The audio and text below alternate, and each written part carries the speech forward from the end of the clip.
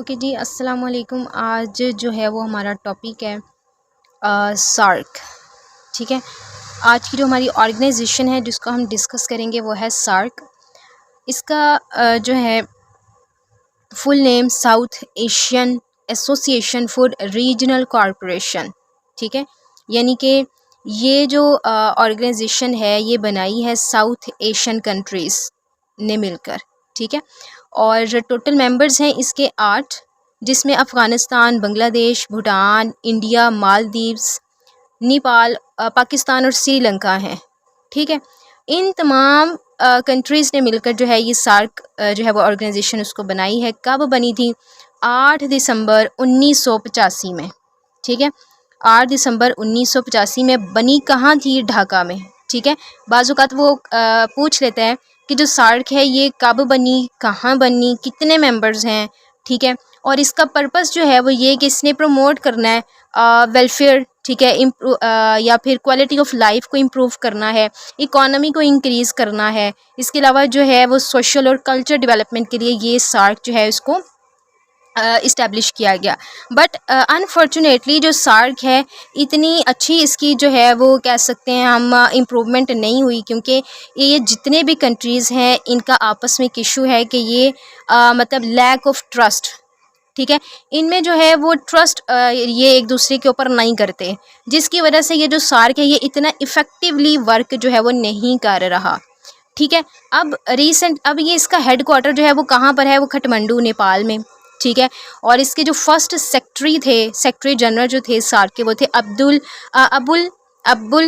अहसन। ठीक है, जो कि बांग्लादेश के थे। और अभी के जो इनके सेक्रेटरी जनरल है इसाला वीराकॉन।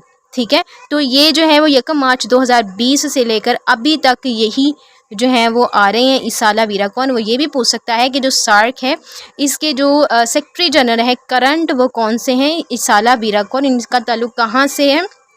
श्रीलंका से। ठीक है, अब सार्क की जो कॉन्फ्रेंसेस हैं उसको थोड़ा सा हम डिस्कस कर लेते हैं कि सार्क जो है इसमें जो अभी होनी थी इसकी 90th समिट होनी थी।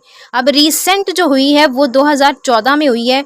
मींस कि अगर हम पास्ट की बात करें जो लास्ट हुई है वो ये 2014 नेपाल में, और जो ये थी 18वीं।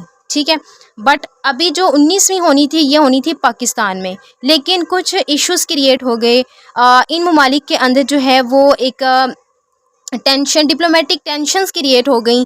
पर ये हुआ कि जो 19वीं जो समिट होनी थी, 19वां इजलास होना था पाकिस्तान में 15 से 16 अगस्त 2021 को, वो कैंसल आउट हो गया।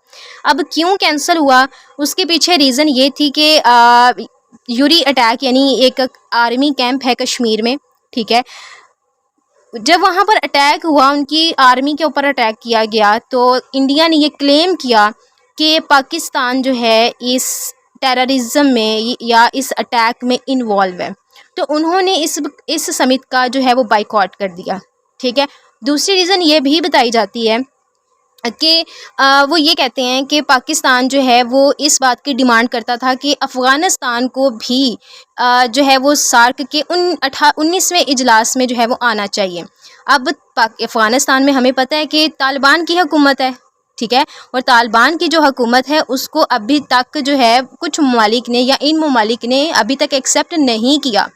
ठीक है, अब बहुत सारे जो है कंट्रोवर्शियल्स जो हैं वो क्रिएट हो गई। अब उन्होंने कहा कि तालिबान जो हैं आप ये कह रहे हैं कि तालिबान भी हमारी टेबल में बैठे हैं, हमारे साथ इजलास में मतलब शरीक हों। ठीक है, यानी कि आप उनको इनवाइट कर रहे हैं।